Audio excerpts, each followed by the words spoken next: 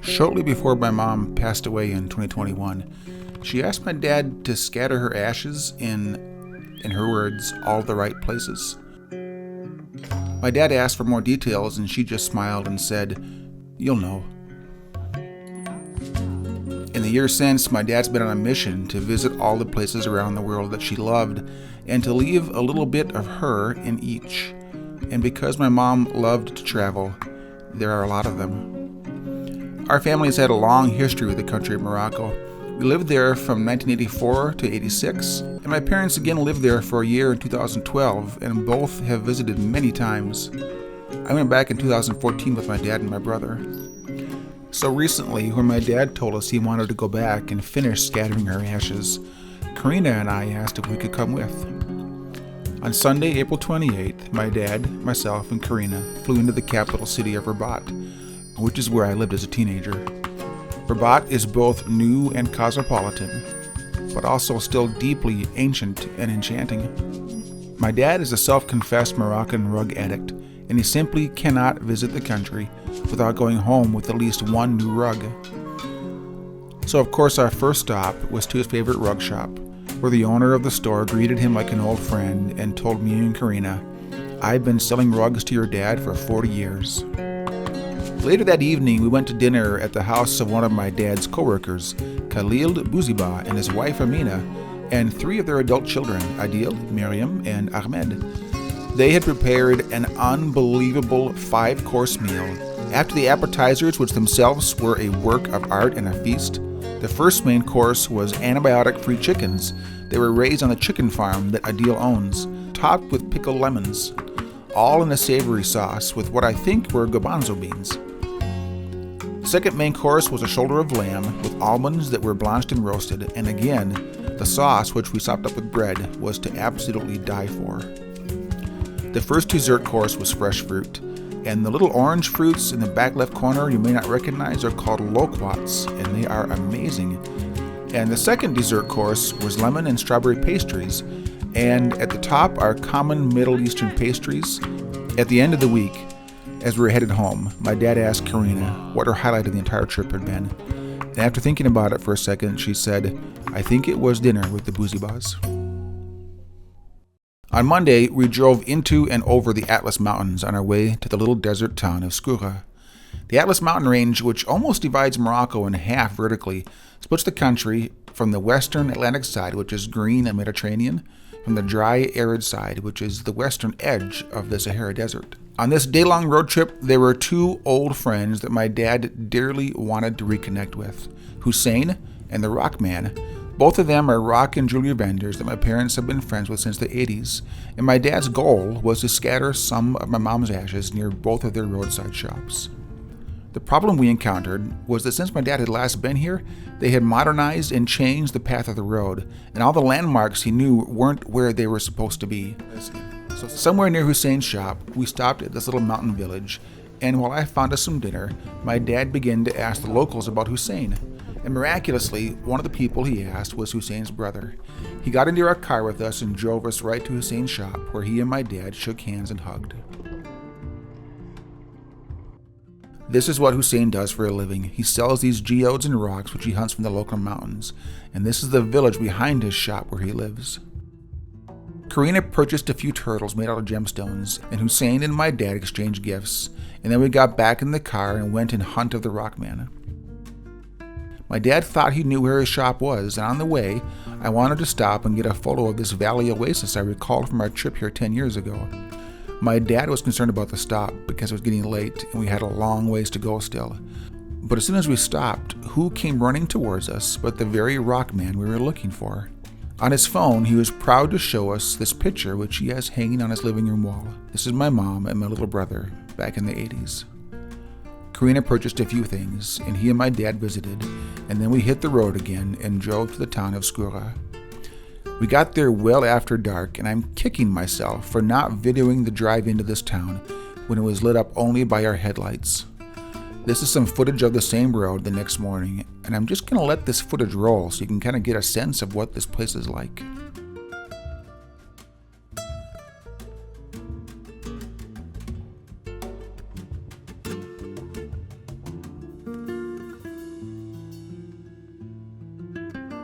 Luckily for us, in the pitch dark, Carina spotted this little sign, and if she hadn't, we would have missed our hotel entirely. All right, it's Tuesday morning. Good morning. This is the hotel room we stayed in last night. Good morning. It's quaint. The walls are literally made out of tamped earth and straw. And walking out the door, this is what we see. I think these walls might be really, really old, like ancient, like the entire building itself. Not just the building, but the little village that we were in.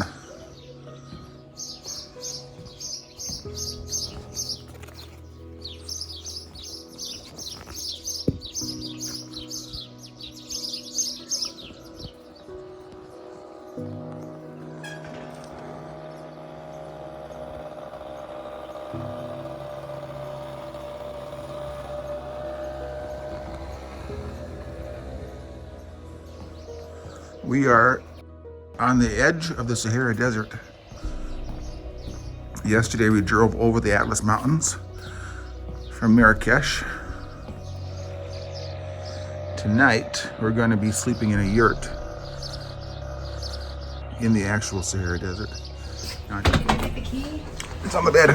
No, did you video it? Oh. That's the key that locked our room last night.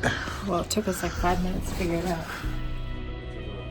Breakfast that morning was shared with a delightful Dutch family, and we ate in a traditional Moroccan dining room, and then we got back in the car and headed to the desert outpost town of Merzouga. On the way, we drove past this enchanting desert oasis valley. We simply had to stop and take a few pictures.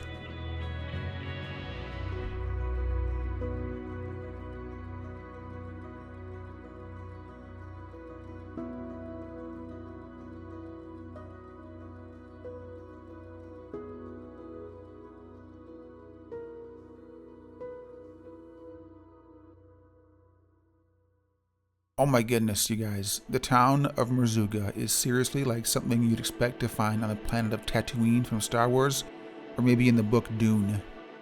It is this wild little outpost town that is right up against the border of Algeria, and truly on the very edge of the vast Sahara Desert. And it looks like it literally sprang up out of the sand. I don't need work anymore. Maybe you can help me. They're drawing you around. If I am stuck, I take you some good place. They got stuck. He's out there waiting. Adventure place. That you need to help me. Yes or not? No.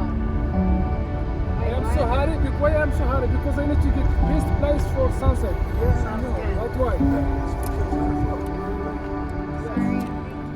We got there just before sunset, so they hurried up and drove us out into the sand so we could watch the sunset from atop the highest dunes.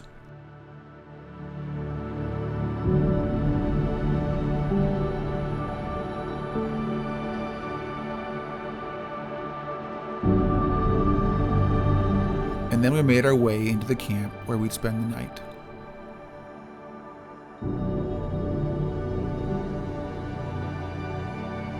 Welcome. Thank You you. are welcome. Marhaba.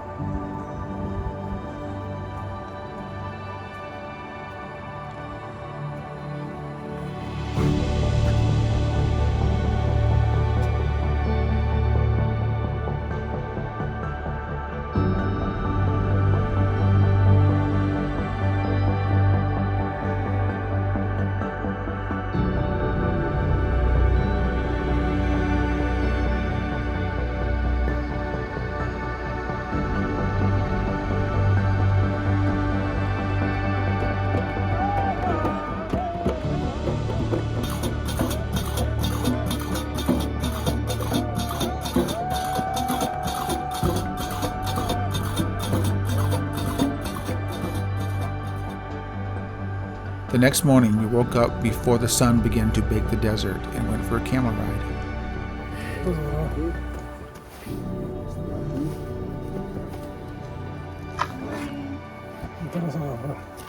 Here, some more.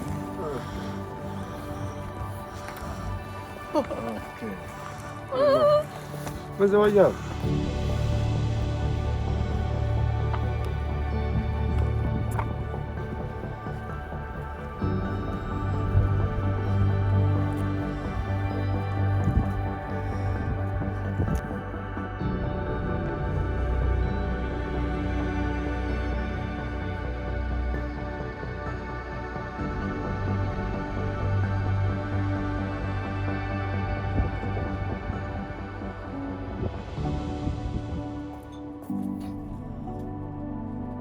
After an amazing breakfast, we headed to the city of Fez.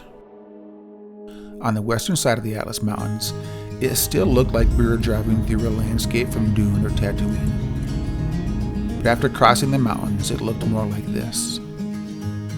You want one more? We stopped at a national park to feed some wild monkeys. Let's see.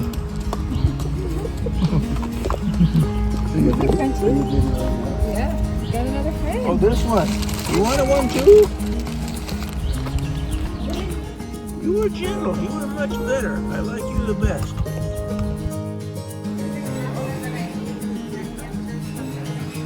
What's that? We stopped for lunch at a roadside cafe, and my dad did what he does best. He made friends with total strangers. By the time lunch was over, they had traded contact information and promised to keep in touch.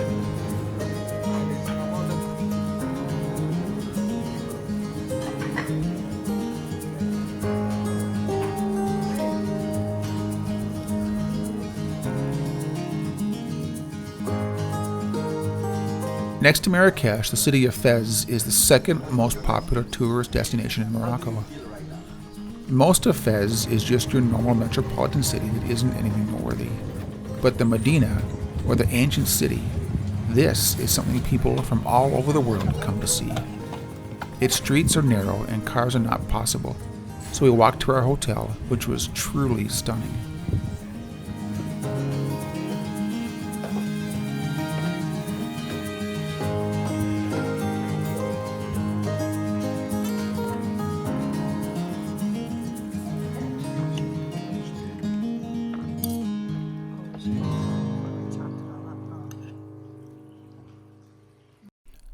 I was really looking forward to seeing the Fez Medina again. I hadn't been there since I was 16 years old. But the next morning, I woke up sick. I mean, really sick. And so I stayed in bed while my dad and Carina headed out to explore. I asked Carina to please take photos and videos. Now it's became private museum of food. If you are interested, go inside. We have the copper place called Sefarin. I bring you to the place for Sefarin to see, okay? Another rug shop with Grandpa looking for Glaoui. This is Berber Picasso. 3 of them. And then we get Glaoui. That is also H. Oureda. That is also Berber carpet runner. After 2 nights and a day in Fez, we headed back to Rabat. And by the time we got there, Carina and I were both miserably sick. I did manage to make it to a pottery shop to pick up a tagine for Carina's sister, but that was all I could muster. The last day and a half of our trip, which was meant to be exploring and shopping in Rabat, ended up with us being basically bedbound. So I'm going to close out this video with a few photos of Rabat that I took from my last trip here 10 years ago.